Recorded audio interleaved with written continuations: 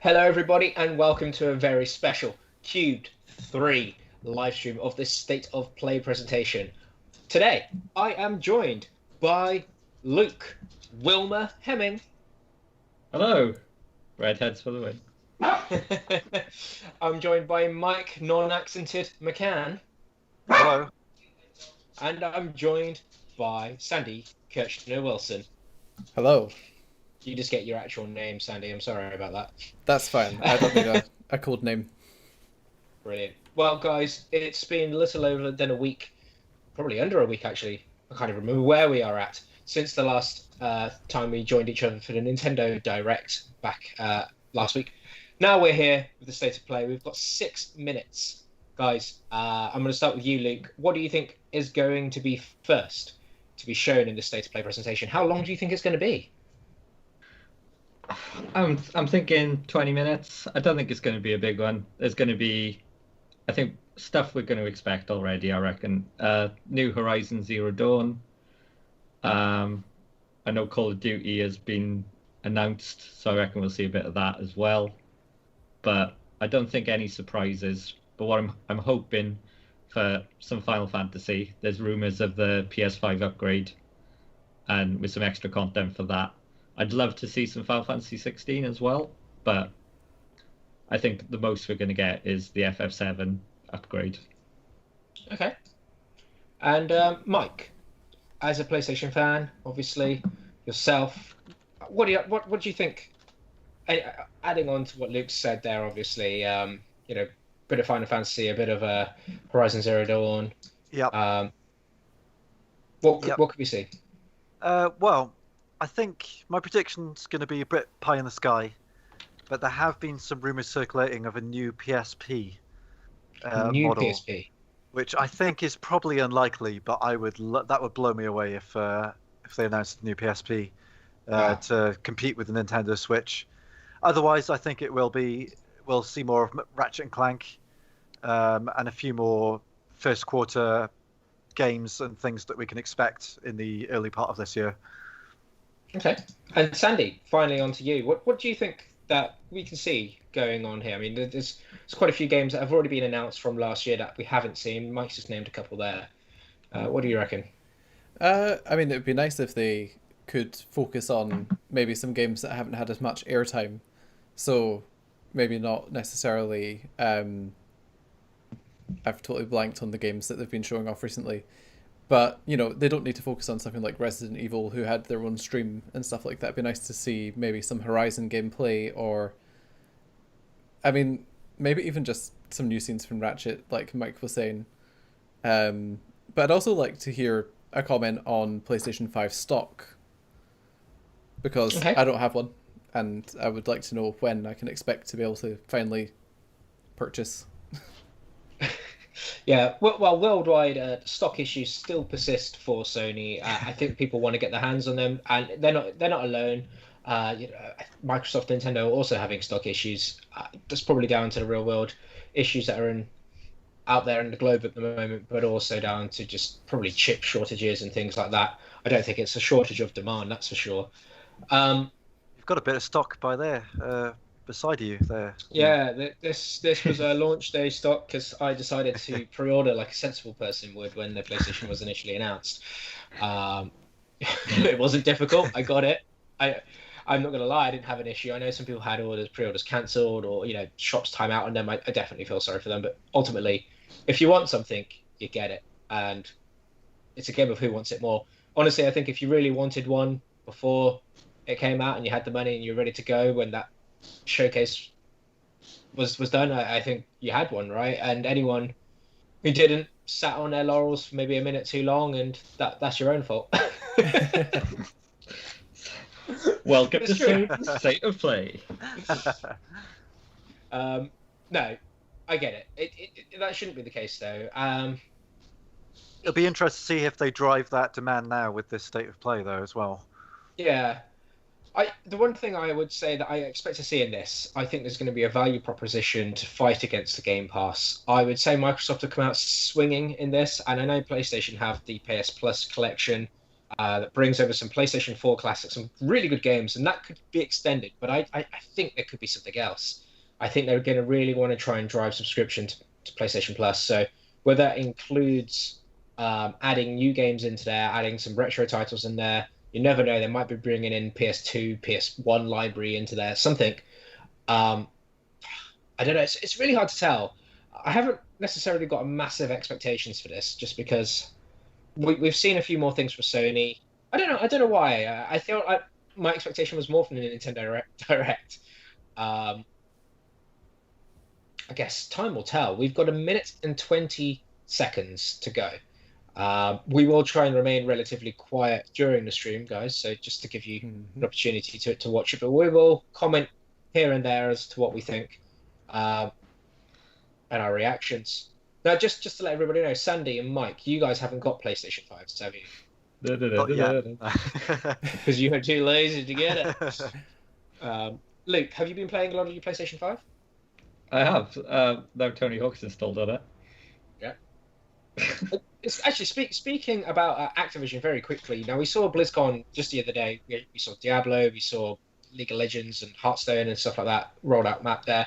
We saw Crash 4 go to Switch and stuff. I wonder if there's going to be any more Activision announcements, because we've had a lot of stuff from Activision. It'd be really interesting to see. I know you said Call of Duty there, Luke. I'm not quite sure what else they could. It'd be nice to have Tony Hawk's 3 and 4, wouldn't it? Yeah. Also, just before we go into there, Deathloop, an exclusive from Bethesda, who's been purchased by Microsoft, is an exclusive on the PlayStation 5, as far as we know. I wonder if that's going to be shown, or if that deal with Microsoft has been held up. That would be really, really interesting. But we are 5 seconds away, guys, so everyone put their mics on mute. Enjoy the show, everybody. We'll be speaking to you afterwards with our thoughts. If you want to speak in the chat, we have the chat up and open, and we will respond. Yeah. That'll get solid. Knack 3. Shocking events that will change the course of your life. That last part might have been a hair dramatic, but there's lots of awesome updates and additions coming to the Crash Bandicoot 4 It's About Time experience on PlayStation 5. Hey everyone, I'm Lou Studdard, creative producer at Toys for Bob. Said Activision straight away. Crash Bandicoot 4 on PS5. That includes 4K at 60 frames per second, adaptive triggers, 3D audio, and more. Let's make this fun. Picking up where Crash Bandicoot Warp left off, in Crash Bandicoot 4 It's About Time, we find the evil masterminds Neocortex. Has anyone played this?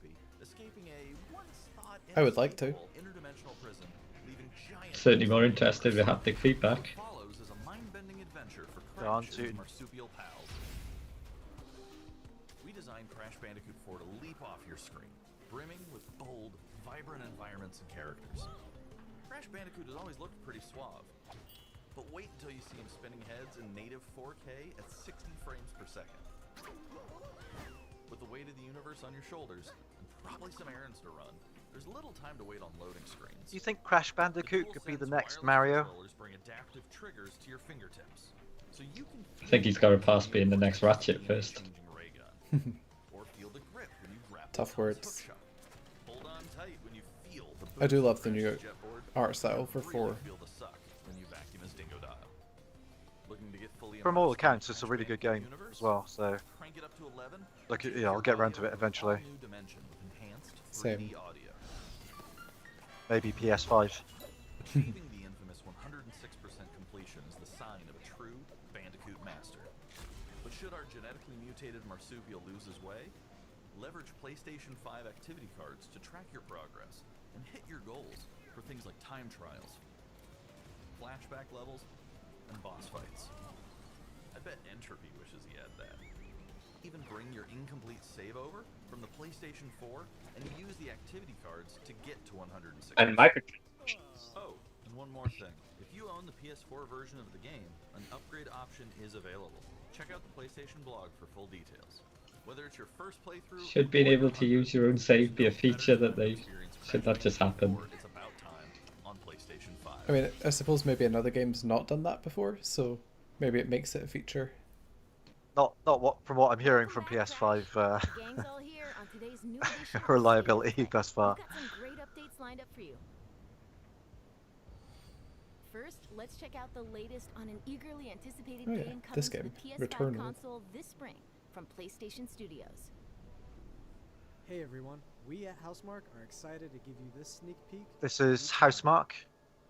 In Returnal, you will play as Celine, an Astra scout who crash lands on an alien planet, Atropos, after receiving Sandy's a ahead. mysterious signal, White Said Shadow. that. Players will explore this What? inscrutable Like dark 10 seconds planet before they and showed it. search for answers and unfold Count to mysteries 10, Sandy, which before may you say point to a anything. larger force at play. You're a bit behind again. Dashing and quickly This does look maneuvering lovely, your though. way above Very and nice. around enemies is key to survival in Returnal. Funnily enough, both of my streams are completely synchronized.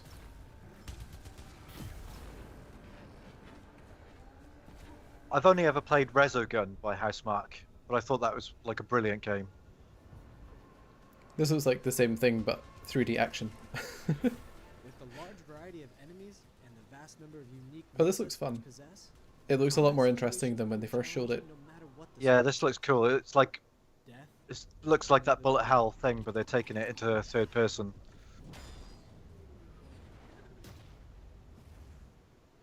every time you die and restart, the world will change. The map will be different. Hope the story enemies will behind appear it's in good. new locations and in differing numbers, so you have to think fast and adapt. Here you can see the use of the lightning alt-fire, which is great for crowd control. This is one of many alt-fires that you can acquire in the game.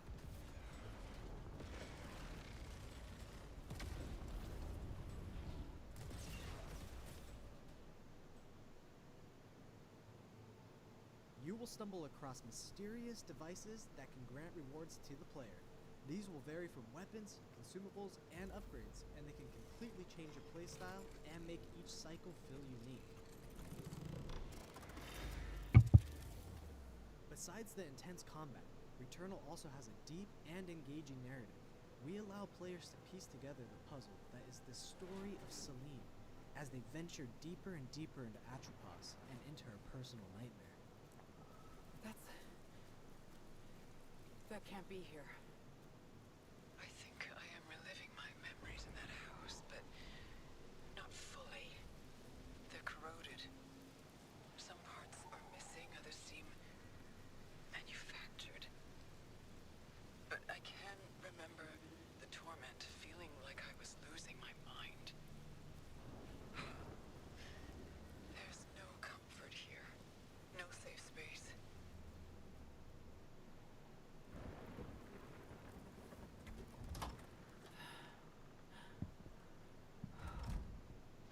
Exactly as I left it.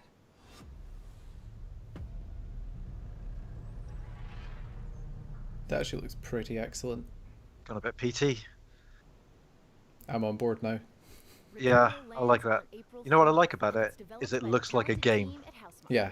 You know what I mean? There's certainly no denying that that is a game. Oh, we saw this. You know one. what I mean though. Like gameplay looks like it's gonna take precedence. Yeah. We saw this one in the Nintendo Direct, right? Yeah, so this is from the Nintendo Switch Direct here. So I wonder if we'll see more of this. Upstate New York, and we recently announced Knockout City, a team-based multiplayer action game for PS4 where rival crews settle their scores What with studios? epic dodgeball battles.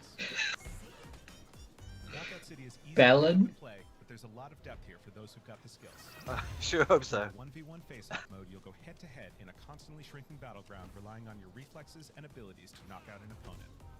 A well-timed catch powers up the ball, making it easier to land a hit. Use trick shots to lob a ball over a ledge or hook it around a corner. Fake a throw to mess up your opponent's timing and knock them out before they can recover. I mean, the concept seems pretty solid.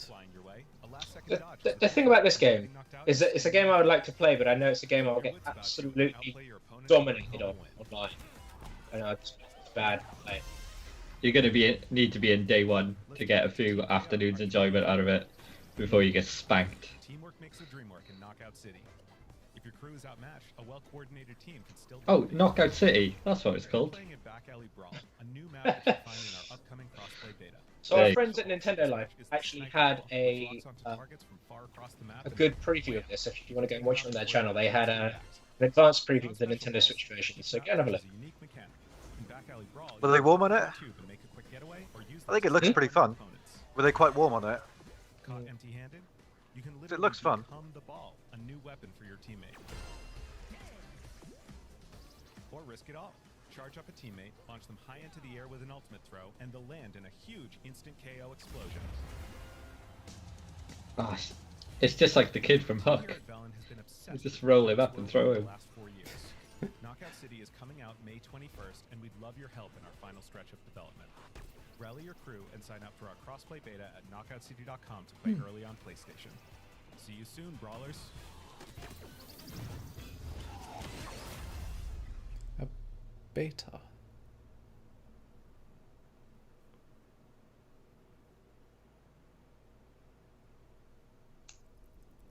Time for something new. Here's your first look at an upcoming PS5 game from the team at Slow Clap. Crossplay as well. It's cool.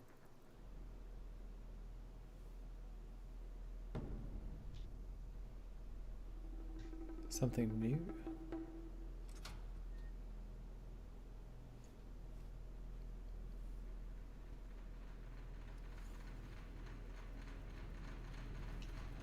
The slow cap bought Red Steel. Daikatana 2. It's a studio I've not heard of.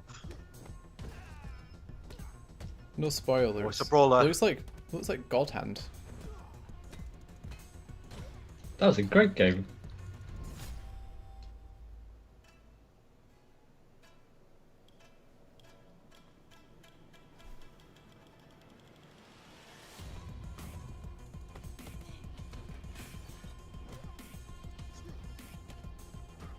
That looks like fun combat mechanics. So you get older every time you die? It looks like it, huh?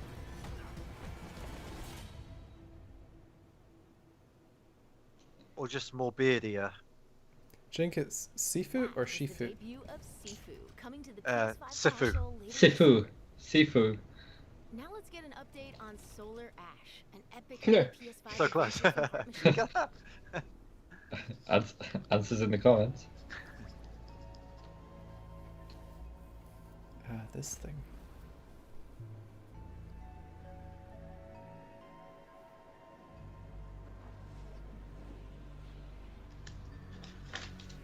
It's nice to see something new with that Sifu. I'm Alex Preston. Still feels like they're building towards something now. You might know us as It does. Light Drifter. They're rocketing through. The first peek at gameplay for our new title, Solar Ash. Solar Ash is a huge, stylish 3D platformer focused on speed, movement, and fluidity. The game is set inside a giant black hole known as the Ultra Void, which has been consuming everything in its path. You play as Ray, a daring void runner who has decided to venture into this terrifying anomaly as a last-ditch effort to save her homeworld. Ray is extremely agile, able to speed across the world with abilities akin to skating. On the ashen clouds, she can quickly cover great distances in our huge world. At its core, Solar Ash is a game about movement, and Ray has everything she needs to flow through the dangerous and unique world. This could be fun.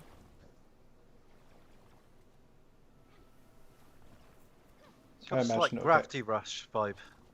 As you journey to Yeah, save maybe a your little. You'll find yourself face to face. It's very fluid, isn't it? I like that. I like that sense of movement. Like the Pathless that I played quite recently. Built to empower players and encourage flow. Oh. As you explore the Ultra Void, Hopefully the stream will stabilize again. Scale to greater and greater sizes. Some of these creatures require speed and precise timing to defeat. Wasn't there a game similar, like movement mechanic? What was it called? The Pathless, maybe?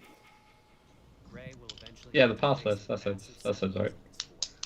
wretched, starved beasts that hold the key to her quest. I'm sure this will get its fair share of fans. Like just the Dragon Snake thing on its own. Yep. Solar Ash is Heart Machine's vision of the adventure platformer. The giant spaces, the feel of movement, the flow of combat, and the high-stakes battles atop enormous beasts all come together to bring players something we think is incredibly unique, and more importantly, The monsters give me a Shadow of the Colossus vibe. this game is a labor of love for everyone on the Heart Machine team. We're excited. There's a few people in the chat talking about Shadow of the Colossus 2. Can't see it happening, but that would be nice, wouldn't it? That would. Well, they have. That'd tickle your pickle. Yeah, they've confirmed that Ueda's team are working on something else at the moment. A remake of Eco would be good as well. Love Eco.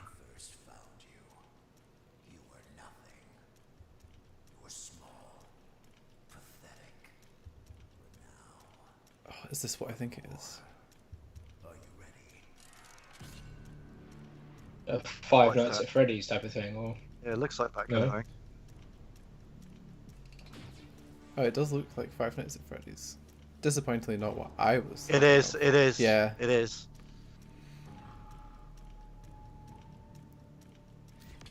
I thought that as soon as I saw the start of it, to be honest, but I wasn't quite sure. Hmm. Never played a game in this franchise. I played the mobile, like the original or the second one. It's basically Night Trap. Yeah. It's got legs. Fair play to it. Gregory, we can get you out of You know the story though. Apparently, like originally, what was the guy's name? Cuthbert? Was it Cuthbert? No, that's someone else. The guy who was making the game originally was making a children's game, and then they said the characters were so scary, so he just flipped it into this horror game, and then that's been like the runaway success. I'm interested in that. It seems like it's a proper, like, game this time. Looks like Funhouse. Hmm.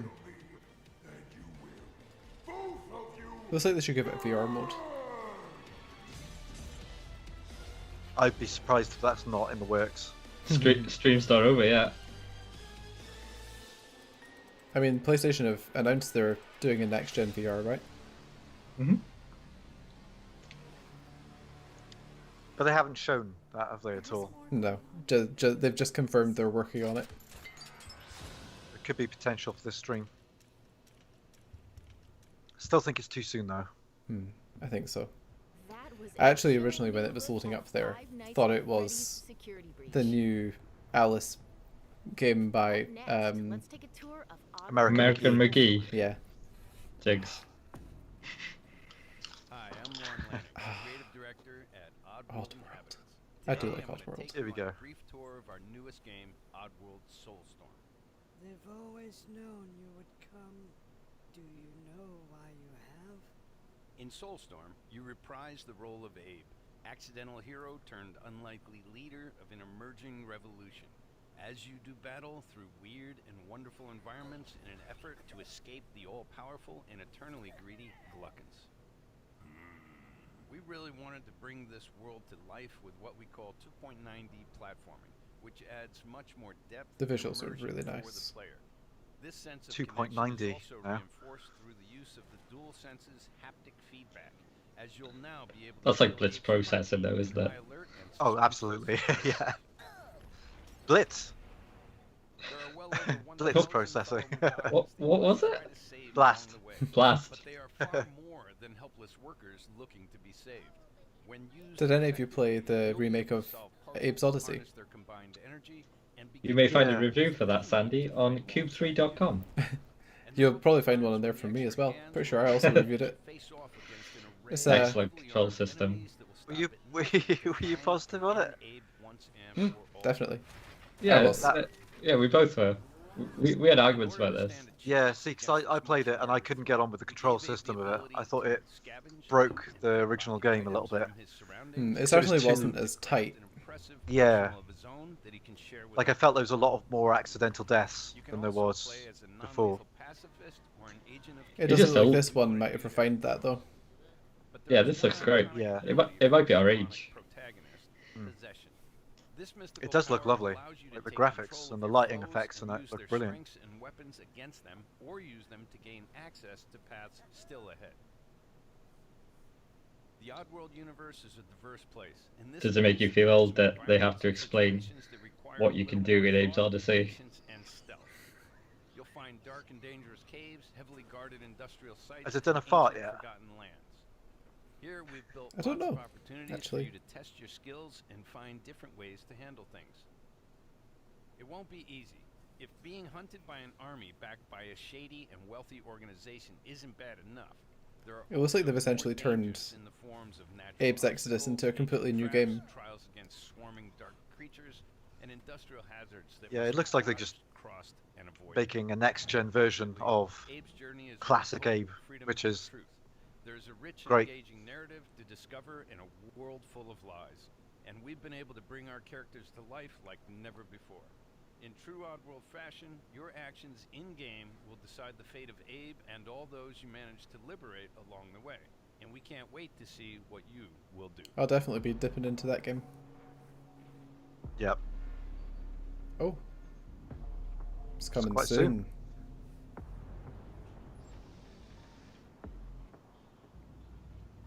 Is that only PS4 and PS5? I think so. That was the latest on Oddworld Soulstorm. And here's some exciting news. Active PlayStation Plus members will get the PS5 version for no extra cost starting in April. PS5 version for no extra cost starting in April. That's pretty good. Moving That's on. incentive. That It's is time to very, catch up very with nice. Kena Bridge of Spirits, a gorgeous new adventure we last saw in the June PS5 showcase.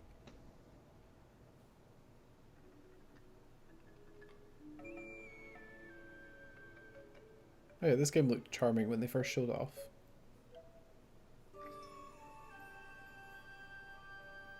Looks quite charming now. They would have made it less charming, did they? Yeah, too much charm. Shut it down. Just replace all their cutesy with grit and violence. Yeah. Yeah, it's had a bit of a Conker's Bad Fur Day makeover. And they're like, yeah, none of that cuteness. Let's go badass. This is the girl with the stick, isn't it? Yeah. This is what I remember. She had a stick. That's not the name of the game, though, is it? No, this is Girl with a stick. Kena Bridge of Spirits. Girl with the Stick Adventures. Yeah. It does look very visually impressive. It reminds me of what Beyond Good and Evil could be like, in a weird way. Remember that? That was happening one day. At one point that was happening, I don't think it is anymore. It's never happened. It's getting folded into a Star Wars game, isn't it? It definitely is. That's my bet. Chris Leebody, welcome to the channel. Hope you enjoy Hi, it. Chris. Oh, hey, Chris.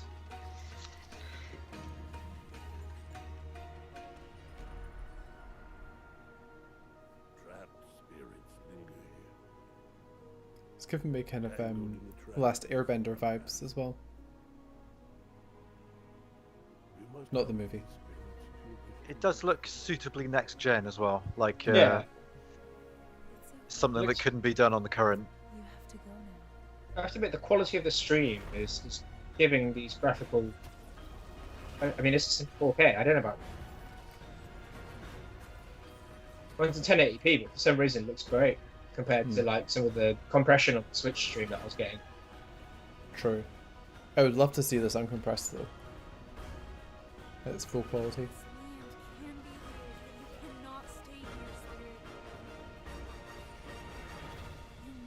Ooh, combat. Bit of a dodgy animation there, though. Majora's Mask type of Could be. transformations. Oh, we did say it's going to get gritty. Some darkness and violence. Getting gritty.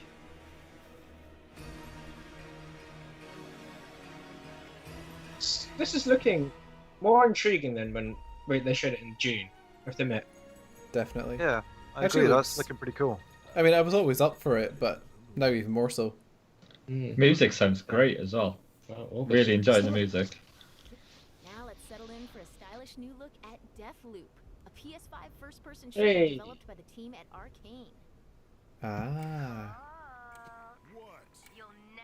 Shooty circles. Do we keep score of our predictions or no? I mean, I'll be winning, wouldn't I? So. Just so you know, guys, our stream is now a few seconds behind the live stream for some reason. So, Sorry, guys. Okay. No, sorry, I don't think we spoiled it this time. Just for future, we might need to give it just 3 seconds before we mention the name. Can we still act aghast and Yeah. impressed? I'm liking this theme tune. Yeah. Very Bond, isn't it? I was just going to comment on that, yeah. This is very Bond. This is looking great. This looks a lot nicer than the last time I saw it. Yeah, absolutely.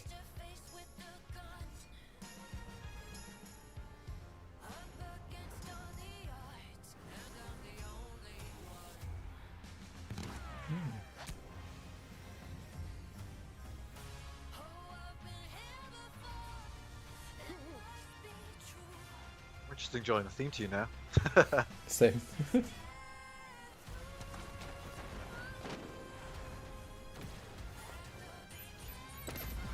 I hope it has a fun story mode of some kind, because I'm just not that interested in playing it multiplayer.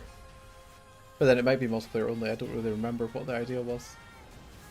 Yeah, it's the core mechanic of it, of you sort of looping and being able to manipulate time, isn't it? But remains to be seen how that works in gameplay. I don't think I think this would be very doable as a story mode, one player type of thing. I can't see how it would work in multiplayer. Yeah, I feel like their announcement, I think, focused a lot on multiplayer stuff. But I could be wrong. I might just be remembering it wrongly. It's definitely got the Dishonored vibe with the warping and stuff. Like, they've definitely got their calling card there, haven't they?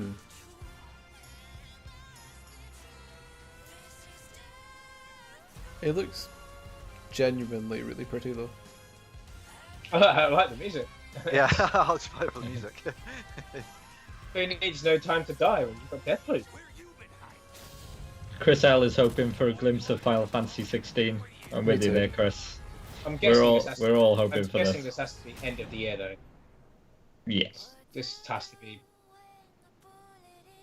Q4 type of.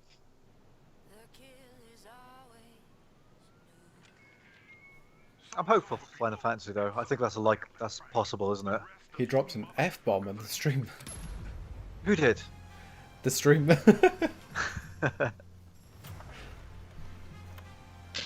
You're not that unaware of your swearing, Mike. I thought I don't know. When you say it, I'm just like, oh no. How about a huge update for one of 2020's most celebrated games? Final Fantasy, it's gotta be. Oh, here we go. Ah, there we go. That beautiful music. I'm gonna reinstall it right now. Yep. It looks like they have the frame rate up real high. Free to PS Plus? Yep. And a PS5 upgrade of some kind. And also Cube 3's Game of the Year 2020. I have heard the rumor that we are going to get this, like you said, free on PS Plus. But as long as that upgrade's free, that's all I'm looking for. Your girl finally made it to Midgar. Is that Yuffie? No, can't be. Wait, it is. Nice. Are they expanding it? What's this? Is this like part 1 and part 2? Just some extra content, I think. Members of Avalanche, we got this. I'm back. Ah, there you are. Someone's been expecting. Is this their teaser for part 2? Anyway, it's nice to meet I think it's going to be included. Yeah, like one package. I hope so. Well, of course he will. They're the ones who blew up the Part reactor. 1.5 or something. Should we say hi? That's a very Nomura thing to do. That might well happen. Yeah. Looks like some new characters. Well, I mean, they might not be new. I'm not familiar with Yufei's side story. These aren't FF characters, apart from Yuffie, which is more than enough. She was great. Well, I hope this is coming to PS4 and PS5, this extra story.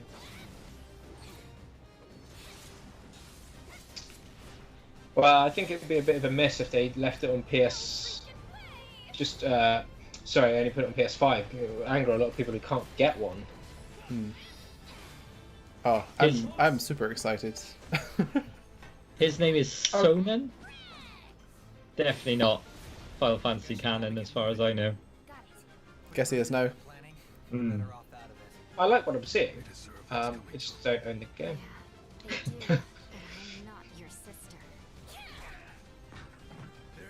Oh, on the train there.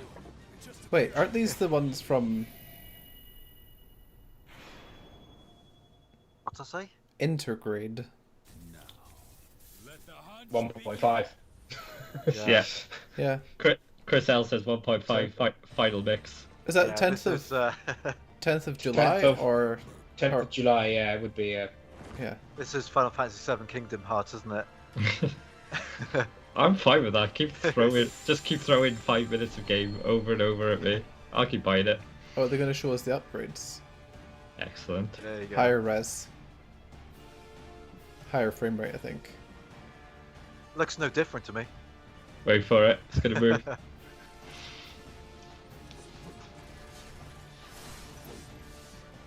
It looks beautiful on PlayStation 4, but admittedly, I on this stream I can't tell the difference. But one looks darker than the other, but I think they always do that on purpose. Yeah. Always the lighting is the biggest tell, I feel. Oh, if they finally But fixed actually- the low-res textures, that would be lovely. Yeah, I like the way the PlayStation 4 version looks, to be honest. It's a bit strange. Yeah, like talking about the textures, like I can't see that much of a difference in the texture detail, but there must be. Oh, there was loads in the background textures there. Was there? Yeah. Yeah, I think there's going to be some analysis needed there, but And they've ideally done when a some 4K new stream lighting. comes. Yeah. Have they ray traced it? It looks like it. Oh, there's definitely some there was some I guess I like need a PlayStation volumetric 5. light going on. Yeah. PS5 for June or You July. guys whenever this need is coming out. you guys need 4K 120Hz TVs anyway before you can fully appreciate. Well, I mean, I We have need a to 4K get, we need to get 60. PS5s. Oh, quality of life.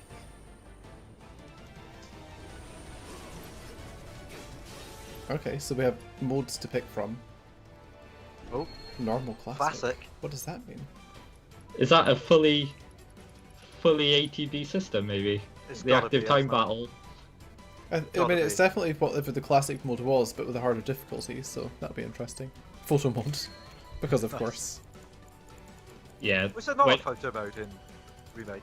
I don't think it could handle it for some reason. This bit especially though, when you played that bit on the PS4, there's a noticeable difference in the background textures. New episode for Movie. I mean, I'm down for this. The amount of 100%. detail is insane. You see that? Her design looks really good. That's how ninjas do it. Yep. Makes sense as well. It makes sense that Yuffie was just running around doing things. You find her running around in the woods in the original, so she probably did just The upgrade is free. And you can carry Excellent. over your save data. Should be. Oh no. The extra episode with you face PS5 only. Oh, is it? Yep, that's what That's- that text was at the bottom.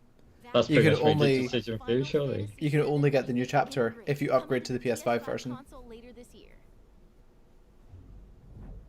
That's made your decision though, hasn't it? It has, I think. As for you, Sandy, yeah.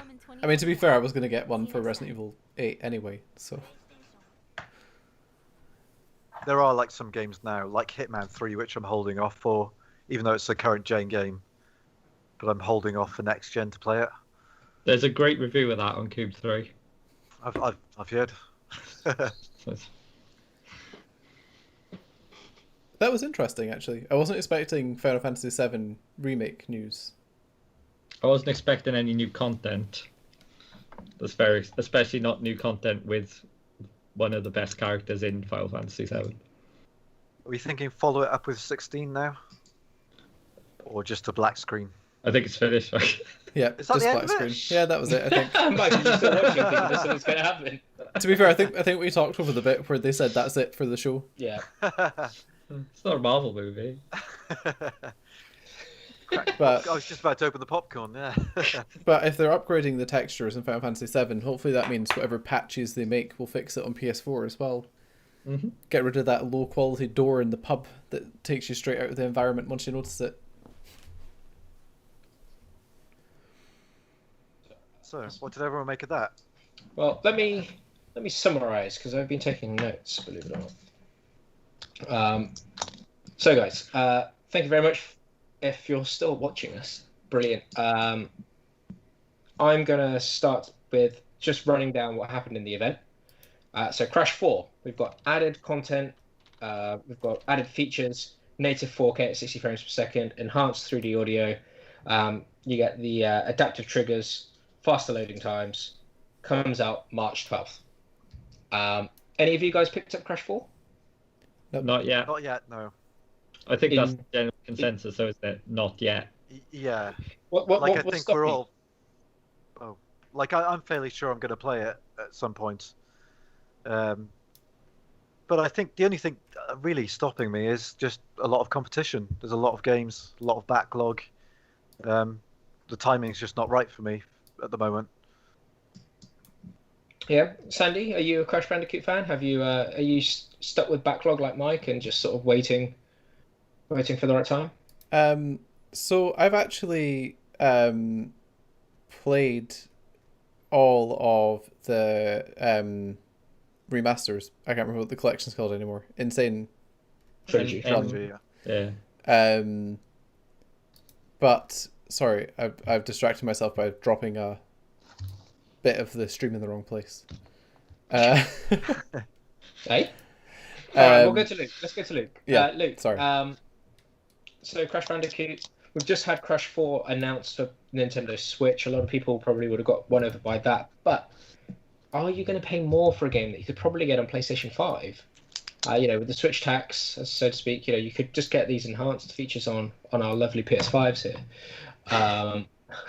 I don't even know actually why I'm asking Sandy or Mike if they're getting any of these games. They don't even have the console that we're talking about. So only PS5. Do you want to stroke it just a bit now? Do you guys want to hop off out of the chat while me and just carry on? Yeah. What about you then, Luke? Crash Bandicoot 4? If I'm going to pick it up, I am going to pick it up on PS5. But there's always that thing with Crash Bandicoot that you feel like it's a PS Plus title just ready to come.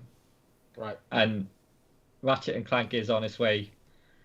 I've got that confliction that maybe by the time I finish Ratchet and Clank, I'm going to get Crash for free, and that always makes me wonder. But PS5 will be the version I get. Fair enough. And Sandy, I'm assuming we're okay to come back to you now. Yes.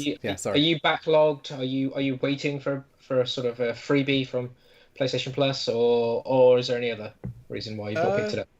No, just other games had priority.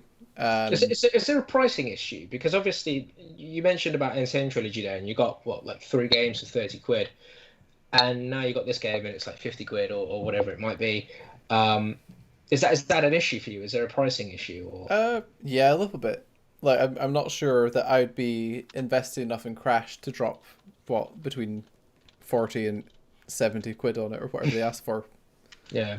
But I do want to play the game, so maybe it's a sale pickup. Yeah, no, for sure. I think it has had some sort of price drops here and there. It'd be interesting to know if the PlayStation 5 one does come with one. I probably sincerely doubt it. But yeah, it does look good. It looks very shiny. It looks very, very polished. March 12th, that is coming out. So you've got a week or two to think about that before picking it up. There might be a launch deal, so have a good look at that. We moved on to Returnal. Now, Returnal, I've seen a lot more of this that is actually making me like it. Fast, fluid gameplay. It's procedurally enemy placements as well, so procedurally generated enemy placements. I think that's quite good. Developed by the guys at Housemarque Studios. Mike, you seem to have recognised this straight off the bat. Was that something that's been on your watch list? Definitely, yeah. It's interesting for quite a few reasons. Obviously, Housemarque are a team with some very good pedigree. I keep meaning to play Next Machina, because that's a game that really appeals to me, but I haven't got around to it yet. But I've played a lot of Resogun, Resogun? That was Resogun, wasn't it? The launch PS4 game, and that's pretty much stayed on my PlayStation 4 for the entirety of its life cycle to dip in and out of, and that's no other game has done that on that console for me. And it just looks like they're sort of taking their arcadey, everything they know about arcadey gameplay, and then they look like they're evolving it into something else, and also putting more of a focus on a story. So I thought it presented really well on this showcase. Yeah. Now, Sandy, it was about a 30-minute stream, I think. That was the second game in. Was Returnal on your radar before then, and do you remember much of what you saw? So when I first saw Returnal, like when they did that first announcement, I wasn't really interested at all. Like it didn't really... I mean, it tickled my fancy until I realised it was going to be some sort of procedural generation game. But them showing off the actual gameplay, the combat, and just something that looks really bizarre and interesting. Yeah, I think they've definitely got my full attention now. Almost full attention. But there's only one person I can really talk to take this conversation seriously. That's you, Luke, because the other two can be interested as much as they like, but they don't have a PlayStation 5 to play it on. So, is this something that's up your street? I've got to agree with Sandy. When I first saw it, graphics were nice, gameplay was nice, but leaning into that story element now, I'm a lot more interested in it than I was. But yeah, I do have the option to buy it because I have a PlayStation 4. Yeah, I have to agree. The fluid, fast gameplay, the combat, like you said, Sandy, it's brilliant. It's on my radar, to be honest. I don't think there was a bad game in this presentation, but we'll carry on going through there. One that we saw on the Nintendo Switch, or the Nintendo Direct, even Knockout City from Velan Studios. It's an EA game, sort of a dodgeball. Sort of like I think one of you guys said it kind of reminds you of Sunset Overdrive. Velan Studios are the guys who created Mario Kart Live Home Circuit. That's bizarre to me. I think it's those guys, right? So, am I wrong in saying that? Someone say something while I quickly Google that, because I feel a bit silly now. What do you guys think? Crossplay, dodgeball, is that something? It's free to play. It's free to start, I think, and then there's a few other things that you want to get involved with. But, Sandy? I mean, yeah, it looks more fun than, say, playing generic shooty shoot Battle Royale game number 7. Having the sort of dodgeball side of things is pretty unique. It almost reminds me of like a Mario sports game. Yeah. I do think it has that nice sort of Splatoon-y kind of vibe to it. It's very cartoony, it's very friendly. Mike, are you into these sort of battle royale or PvP type of matchups? Yeah, like I'd say not usually, but then when Rocket League came around, I did get into that quite heavily for quite some time, and even I played it a few months back for the first time in ages, and it was just like it got its hooks into me again. So this one, I thought it looked thought it looked fun. It looked a bit different. Definitely that Splatoon-y vibe. I got that as well a little bit. But it's the proof is in the pudding with these kind of games. You have to sort of give them a go, and they have to, because they're free to play, they have to get your attention in those sort of first 10 minutes of gameplay. And it lives and dies by that. Now, just to confirm, by the way, Velan Studios are the guys who created Mario Kart Live Home Circuit. So, interesting twist there. I've done that. Luke, like Mike said, it's free to play. Why not give it a go, right? Yeah, exactly. It's my favourite price. But, no, more than $11.99. Let's be fair. Well, it's my favourite price if it doesn't come no, you come want in a everything to steelbook be or a pack. $11.99. We've got the $11.99 T-shirt coming. If it's not a steelbook or a pack, free will be my next option.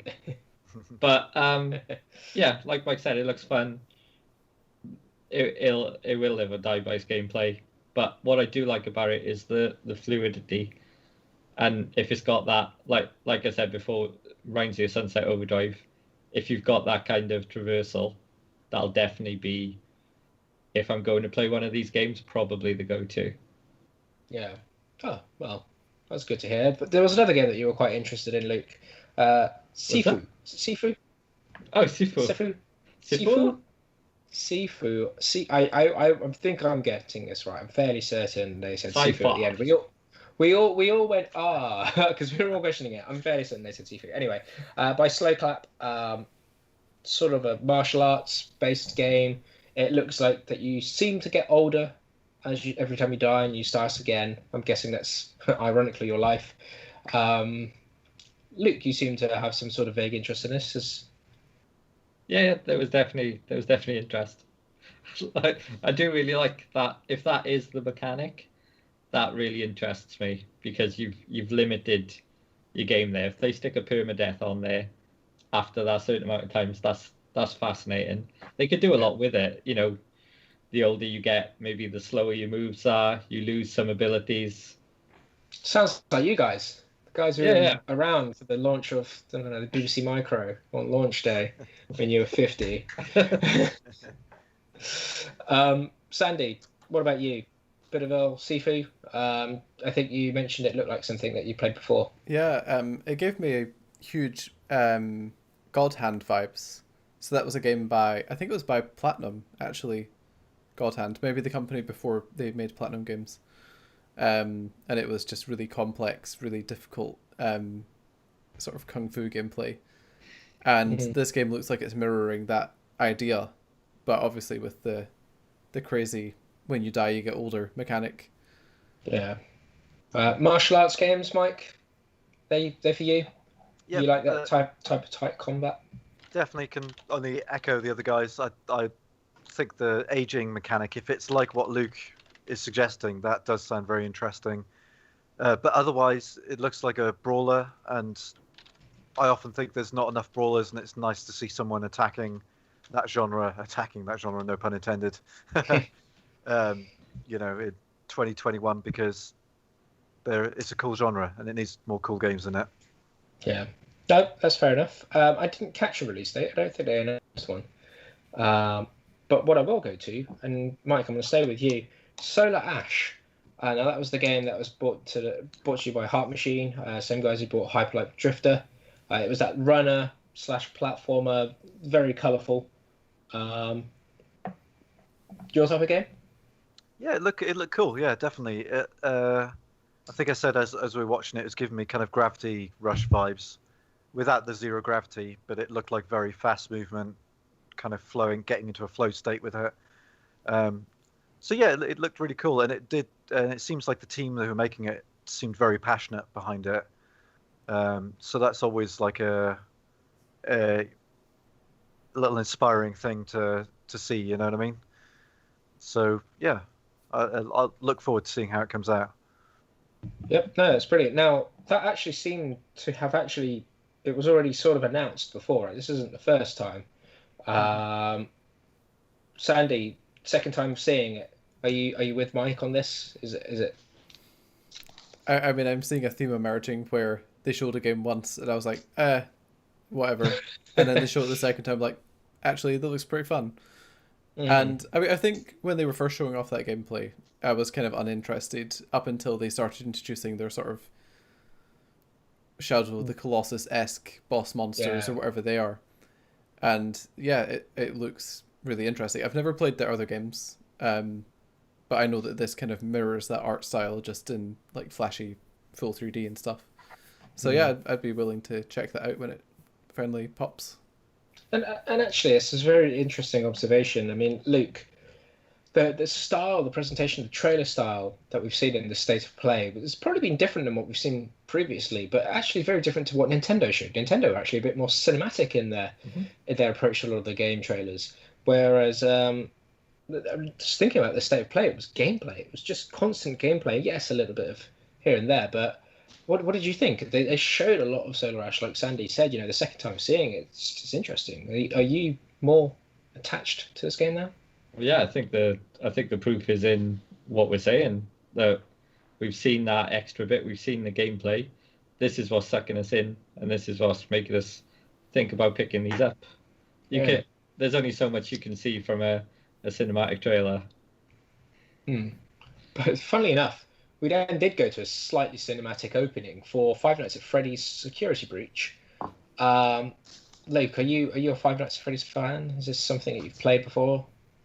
I've never played one, no. Just to let you know as well, Robert Estad was hoping for a new God of War. Any kind of description there? Yeah, nice. we can pause for that for a second. Yeah, God of War. I actually thought God of War might have made an appearance. I think I mentioned that to you guys in the chat before we started. I was hoping to see some God of War stuff. I've got a feeling they announced it very early as well. If there's going to be another time, yeah, it's going to be later. Yeah, you're right, Mike. Sorry to cut you. I mean, they dropped the PS5 patch for the previous God of War, so I mean that might mean that they're gearing up, ready for their new one. Yeah, this is obviously becoming a trend. Probably good for most things, really, rather than seeing remasters and remakes and stuff. As long as the updates are free. Now we've seen some things come over to PlayStation 5 and PlayStation 4 for free. Was that God of War update free, Sandy? I believe so, yeah. Was that Crash update for free? Yeah, I think so. I think so. I see. Whereas I thought they said there was something in there about pricing options for some reason. Because I'm fairly certain Tony Hawk's isn't free. Tony Hawk's isn't, yeah. Yeah, so I don't think. If you've got the digital deluxe, you can have it for free, but anything other than the digital deluxe version is $10. But the digital deluxe was $10 extra, so they've already got their money there. Seems like a harsh penalty for buying what you could afford at the time. Well, I think people might have bought the digital deluxe version if they'd known that. But that's what they want. That's what they want from all of us. Just for people all the to time. think. Yeah. Yeah, it's just if I buy that now, I might get something in a year's time. Yeah. Okay, well then, Five Nights at Freddy's. Back to that. Sandy, Mike, either of you have experiences? No. Yeah. We'll move on then. Probably was the most lukewarm on Five Nights reveal. It's cool to see it evolving and doing something else, but it kind of. Look, it's insanely popular. It's insanely popular with streamers and everything like that. So I'm sure people will enjoy seeing that in a different format for a time. I'm sure it'll do well. Yeah. Now, here's another game. This is going, for me, all the way back to the original PlayStation. It's a franchise that has stuck with PlayStation, I think. I know it's been on other platforms, but Oddworld Soulstorm. Mm-hmm. For me, this is a franchise that goes back over 20 years, over 25 years probably. Sandy, fan of Abe's Odyssey and Oddworld and all that jazz? Definitely. I've been keeping my eye on Soulstorm and its developments, and it's nice to see it looking so finished. And that they still had that little PS4 badge at the end of the trailer, and knowing that I don't need to invest in a PS5 to play that one. Yeah. Although I'm pretty sure that experience will be good. I mean, it better look polished. I mean, the discs are probably already pressed. True. So, comes out April 6th. Lorne Lanning, we might as well just trust him. I mean, even with the previous game, they didn't really misstep, but I know that there were some things people didn't enjoy as much. Now, Mike, 2.9D. For some reason, you're the kind of guy that strikes me as a visual person. What on earth is 2.9D? It's just a marketing term to get us to buy the game and like it. But it it looks like there's no beating around the bush. They should just say this is made for fans of 2.5D. It's made for retro guys, isn't it? It's made for guys who like Oddworld, who remember the PlayStation. It's it's just BBC Micro guys. That's who it's there for. Maybe a bit older. Yeah, well, it's it's on nice the PS4, to see it take obviously. on modern sensibilities, and they make it a cool game. That's it. Yeah, they don't need to Luke, throw 2.59D. sorry, Neil. Look, you're an old timer, like Mike said. Fond memories of Mike and I playing Oddworld while we were in university. Yeah, What, the original? Yeah. PS1 in our dorm. Yeah, we were in our... we're getting our first job. I recently played the Switch version, the remake of the original. Really enjoyed it. So happy to see this back.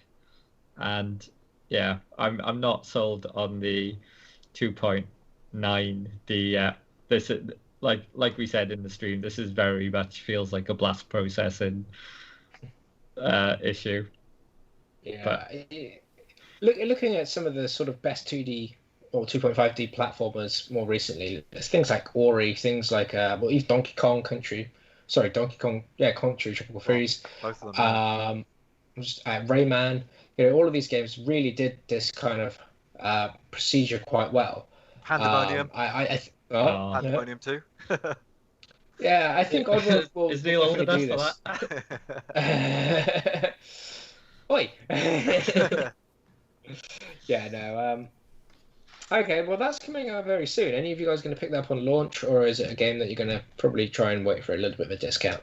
Me and you don't have to, Neil. Oh, well, yeah, that's a good point. Yeah, because we're just made of money.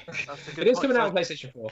I was going to say if the price point's right, I will be tempted to pick it up. But then now that you've reminded me that it's coming to PS5 for free, well, not for free, but for subscription, you do kind of think, actually, maybe it's more cost beneficial for me just to buy a PS5.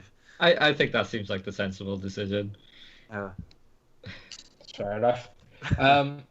Moving on, we're moving on to a game that actually was very, very sort of popularly received in this stream. And that's Kena, Bridge of Spirits, coming out August 24th, 2021.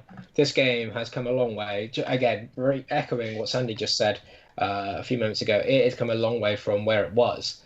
Sandy, let's go to you. Your type of game, girl with a stick?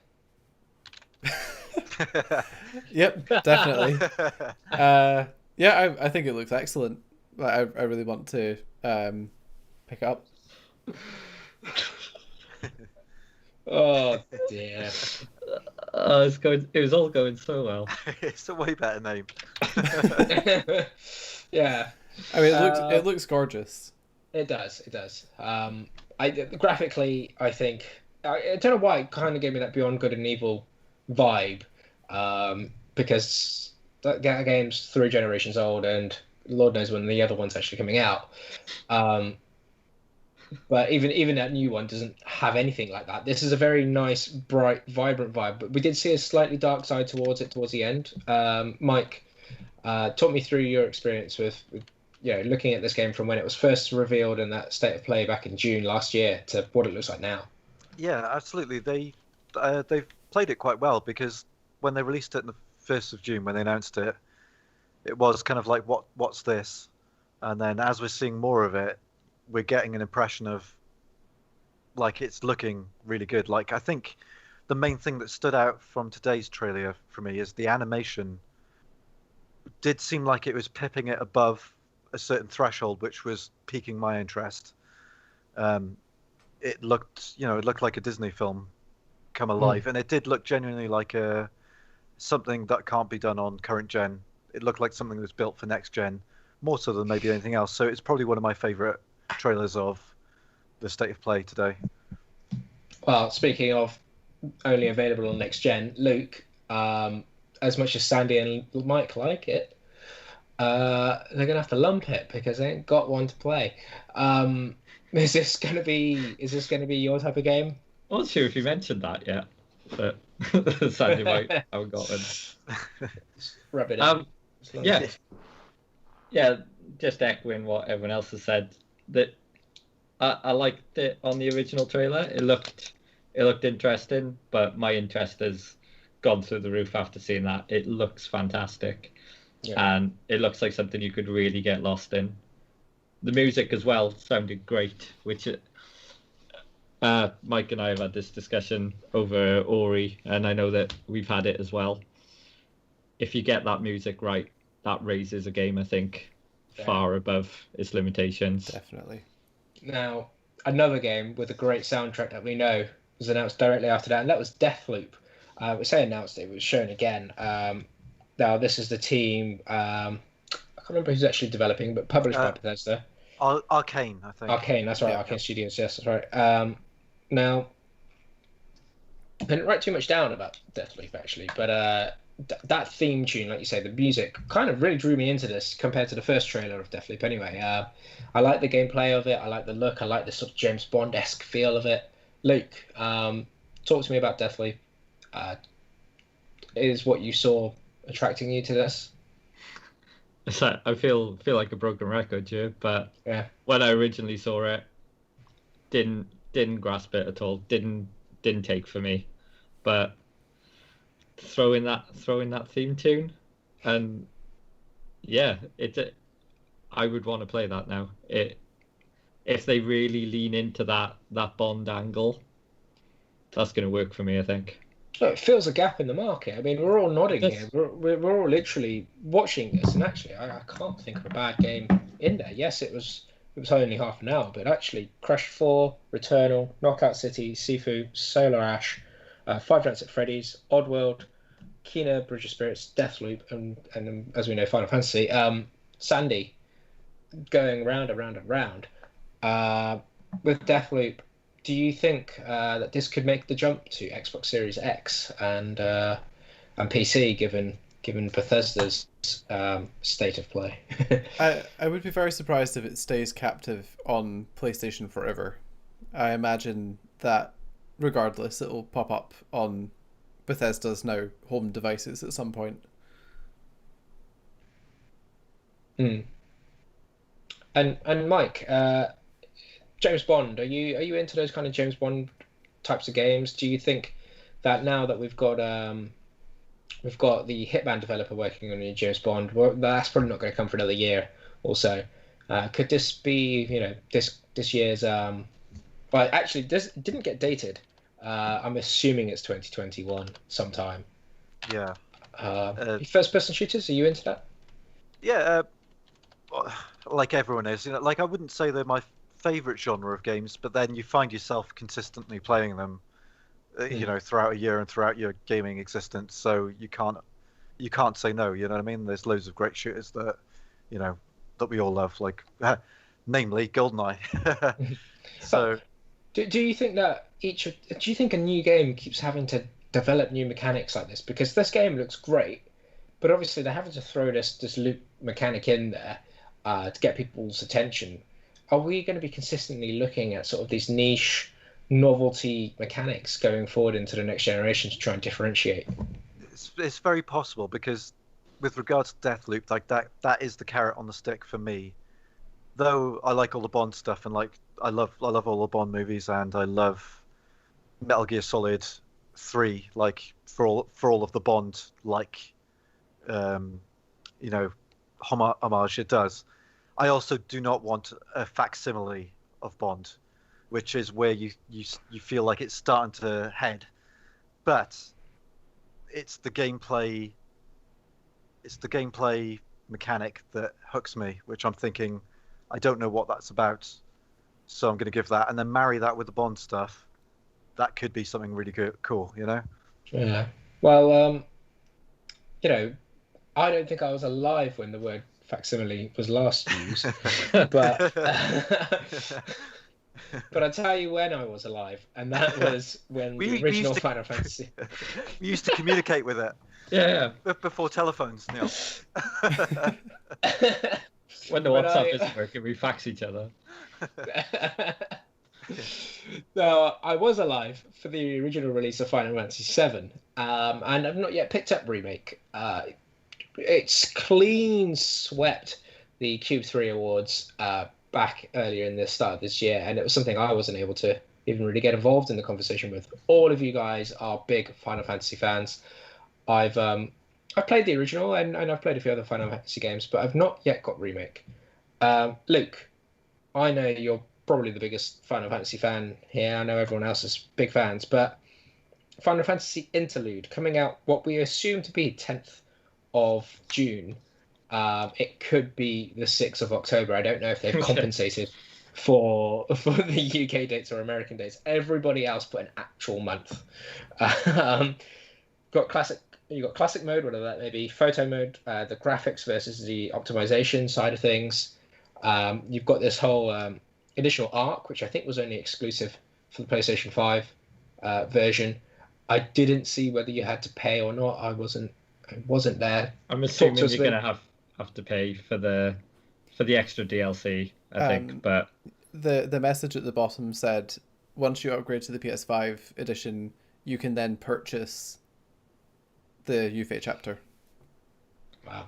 Okay. Do you reckon that we see a retail pack Final Fantasy VII Interlude PS5 on the top, or do you think everyone's going to have to buy a PS4 version and upgrade? I think they'd be very stupid not to stick it in a pack. I mean, I haven't got a copy of the game right now. Would I really want to go and buy a PlayStation 4 game? Well, and then put the disc in and then pay £10 to upgrade it, then get £5 for the DLC? It's like whatever. It's not going to be £5. I'll tell you that. the PS5 upgrade is free, right, but the extra story is not. The chat says put it in a pack! ! Yeah, thank you very much, chat. Steal a book. Yeah, I mean, I'm surprised, and to be honest, there's plenty of time. Maybe or there's no time at all. I can't figure it out. Yeah, are you happy with this? Were we expecting Final Fantasy? Were you expecting extra content, Luke? I don't think I mentioned extra content before we started, but I saw this come in. I did think it would be PS5 upgrade free to PS Plus users, but obviously I was in on day one with Final Fantasy. Over the moon that they're using Yuffie. Like that'll keep me going. Haven't platinumed it, but the hard mode is the last thing I have to do on that, and this has pretty much given me my excuse now. I'll be jumping straight in. I'm over the moon that they've continued this. Now, Mike, you're not yet converted, are you? I don't. Yeah. Now, does this do it for you? Yeah. Well, it does and it doesn't. Like, I think we've spoken about this before. Like, what, you not having a PlayStation 5, or me not having a PlayStation 5 and not. No, I was gonna say something horrible. I thought against it, but I think I'd like to see it.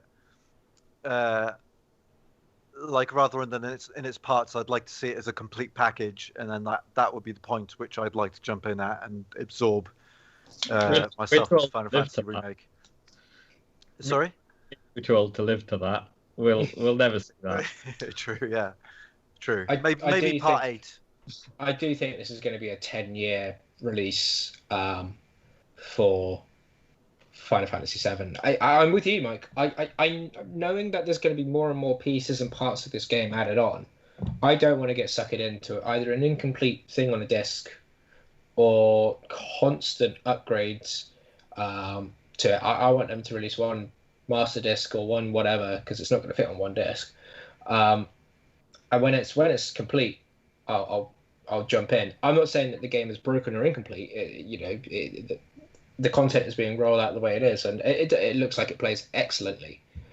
Sandy, this seemed to have really got you going. You seem to be really interested in this. What's your story? So obviously, Final Fantasy VII Remake is excellent. I was one of the people who wanted it to be our Game of the Year and all that stuff. But there was always that sort of underlying, just a few technical things where it's obvious that they didn't have enough memory to work with, or things couldn't stream fast enough. And if they've now gone back and gone, well, that texture looked like mud, so let's update that. Let's take this background that was obviously low res and high res it. The game's just going to be beautiful. And that combined with their, I think, ray tracing. I mean, it certainly looked like reflections on transparent surfaces, which is ray tracing stuff. I mean, I don't think I could turn that down. If I don't have a PS5 before it, I'll have a PS5 as soon as it comes out. I'm a bit concerned with the the extra story maybe going to be a bit too short to really warrant spending money on it. But if it's good, then yeah, sure, I'll drop money on it. Do you think it could be a bit of a Miles Morales situation, where it's perhaps, it's a half step between a full game and a AAA game type of thing, and that it's not perhaps all there, especially if it's coming out in June? Yeah, I mean, I'm Someone hoping. needs to find out.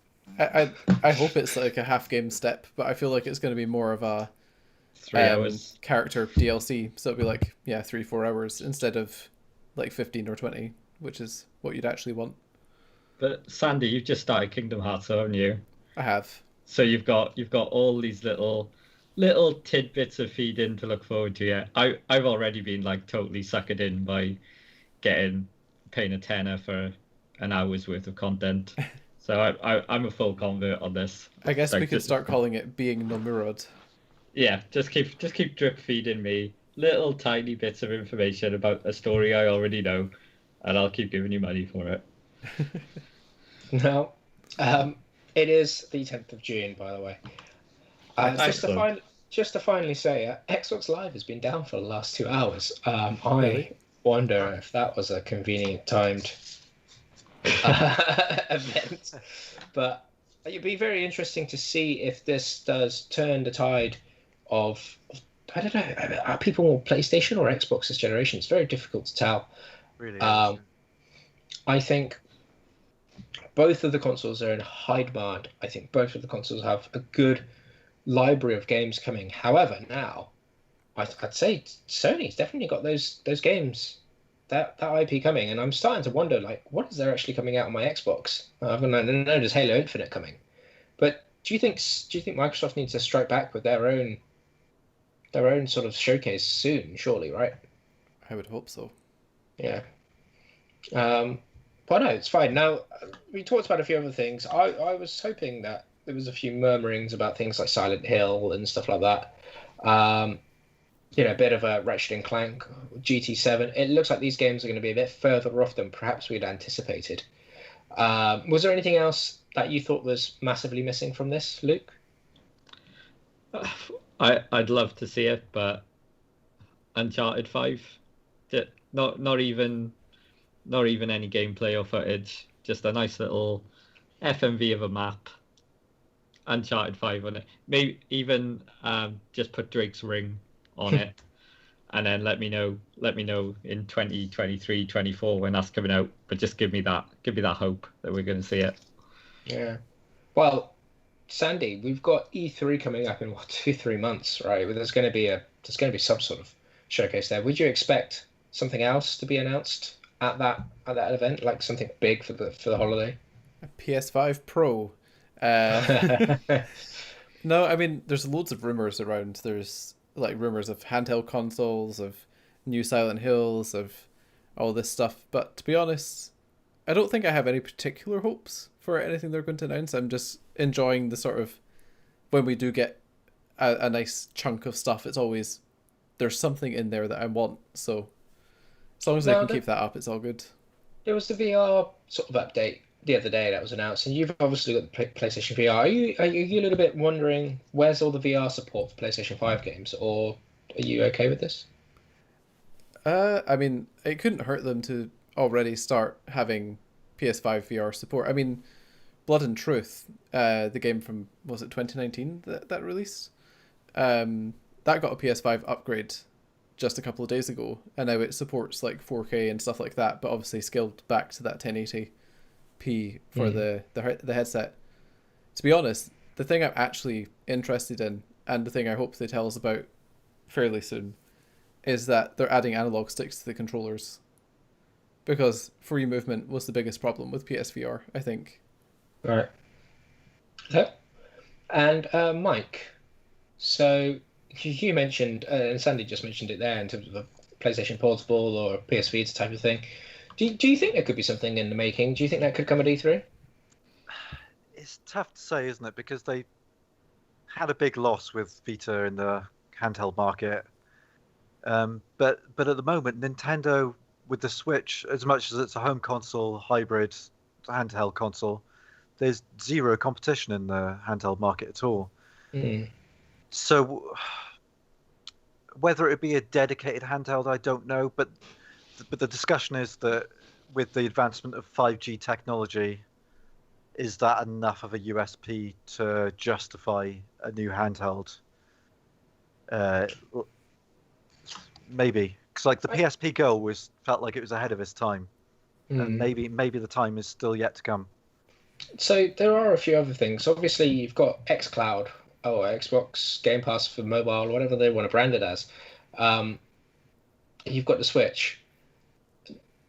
Sony's sort of missing part of that pie. I know some of their games will be ported to PC. That announcement's gone down, interestingly, but there isn't that mobile sort of section there. Nintendo are kind of running away with it because while Xbox Game Pass or Stadia or even probably Amazon Luna will have mobile phone support, it's still not the same as having a dedicated console. It'd be very interesting to see if there would be a PlayStation sort of portable Vita successor to imagine a device which you could stream from anywhere, but also buy and purchase games on it. Like that could be an interesting proposition. I felt like that was the Vita's proposition. But it didn't complete on it. No, but it should have. I'm surprised about the Vita. I think interestingly, the worst thing about the Vita was the memory card situation, and I think it put a lot of people off. If Sony just go with some if they just go with sort of standard SD card technology rather than their proprietary tech, it's amazing. The PlayStation 5 is not using a proprietary SSD. You can plug anything into that, and ironically, Microsoft, who are quite consumer friendly last generation, are now asking you to buy a proprietary SSD. So it's flipped. It'd be very interesting to see if Sony do such a thing. The Vita was too over-engineered, though. That was its problem. It had the touchscreen. Like, all of this stuff was cool, but it was unnecessary, and they need to focus it. Yeah. Well, that's I think Nintendo's sort of thing is they tend to find one niche thing and then hone down on it. Whereas I felt like since the PS3, Sony have just been whacking on features. The 6 axes in itself, and then you've got that little touch bar and the thing on the back and everything like that. It's and a lot of these aren't being used. So it would be very interesting. But we've strayed very far from the fact of the state of play. Let's just finish up with this before we close off. But out of 10, what are we going to give this show? Mike, I'm going to stay with you as you're here. What would you give this out of 10? Yeah. And what would you give the Nintendo Direct out of 10, just so we can give a comparison? It's a bit of a competition now. I can see everyone thinking now. I would. This is going to sound very harsh. I think I'm gonna be harsh there. Or should I give it an extra point? I don't know. We've got a 10-point scale for a reason. Yeah, that's what I'm thinking. There's still. Don't take it harshly. There's a whole spectrum of scores underneath. I'm going to give this one a 7. I thought they showed loads of really good games. Stuff I'm interested in, but it's not A-tier stuff that I'm like, definitely this is what I want a PS5 for. But it's all stuff that I'm like, oh yeah, I'd really like to play that. Nintendo, this is going to be sacrilege, but I'm going to give it a 6. I felt like it was a bit more underwhelming. It didn't, yeah, it probably has. But I felt like it didn't quite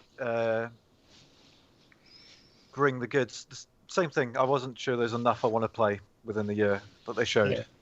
There's a lot of JRPGs, which I'm not a big JRPG guy. So, yeah. And Luke, what would you give the Switch presentation? Yeah, I was kind of hoping Mike would say a 6, so I wouldn't feel so bad about giving it a 6 as well. JRPGs, I probably would have given it more before the PlayStation 1, because even though I haven't delved into any of those JRPGs, of which there were a lot, that they were something I would have been interested in. But then you throw Final Fantasy in on the PS5, and there's never going to be a decision there. But would you give State of Play then? I'm going to give it an 8 because to be honest, the Nintendo gets a 6 because Skyward Sword is coming back. That bumped it up a point in my opinion. But like Mike said, with the PS5, there's games I'm genuinely curious about, new IPs I'm interested in playing that I want to see more of. And I don't think I saw that with Nintendo. It kind of felt like I was just holding out for that Zelda announcement. Yeah. Okay. And Sandy, down to you then. What's the final verdict? So state of play, I think I'm with Luke. I think an 8 is where I would put it. Loads of stuff I actually would love to play, and with the Final Fantasy news, heck, might even be enough to make me buy a PS5 if I haven't by then. Nintendo though, I mean, those guys thought they were being harsh with 6s, but I felt like a 6 was pretty generous. I actually agree with you. I was gearing up for a 4, and I'm going to stick with a 4. Whoa, there was very little. It's not even a middle ground there, Sandy. There was very little in the Nintendo stream I wanted, and even when they did their, hey, it's Zelda, it's the one Zelda game that I don't actually care about rebuying. As harsh as that is. And Splatoon being the closing card. I haven't played Splatoon since Splatoon 1. Splatoon 3. 5. Yeah, look, I think Nintendo gave a good presentation. It wasn't bad. I think it was 6, 5. It was good. 4. Well, it was good, but for me, the content brought it down quite a lot. What else was there? Well, the actual presentation quality, seeing Aonuma's face would have raised it by a point if he hadn't then gone on to say, buy Skyward Sword again for 50 quid. It was really good apart from the games. Apart from everything they showed, all the words came out of their mouth. Yeah. Look, I know what you mean, though. Yeah. In one way, I was probably expecting a little bit more from the Nintendo Direct. It's not like I was disappointed with it. I was happy with what I saw. I think there's a lot of great content in there.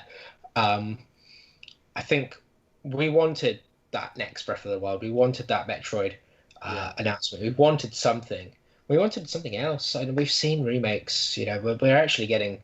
I know a lot of people keep asking for them, so they keep giving them to us. But we've had a lot of remakes recently. We just had one launched the other week with Mario 3D World. To get Skyward Sword as well, I think when I did Link's Awakening, enough time had passed for that to be, warranted. That's why I wanted the Oracle games to be remade, or even Zelda 2. That game definitely needs a remake of some sort. Definitely. It was more unexpected as well, that Link's Awakening remake. Yeah, we weren't expecting the claymation style or any of that kind of thing. And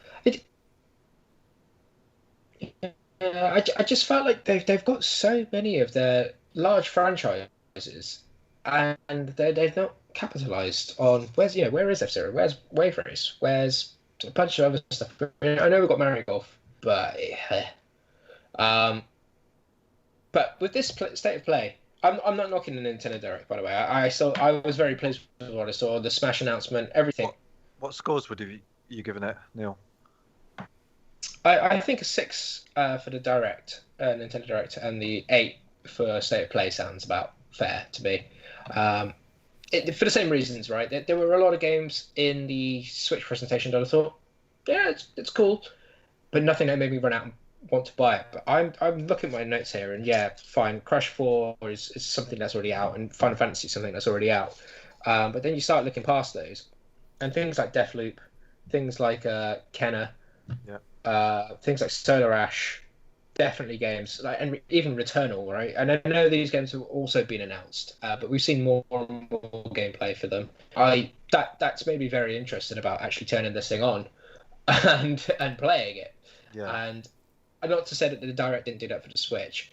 There's definitely some great. I went away and downloaded Project Triangle Strategy straight away.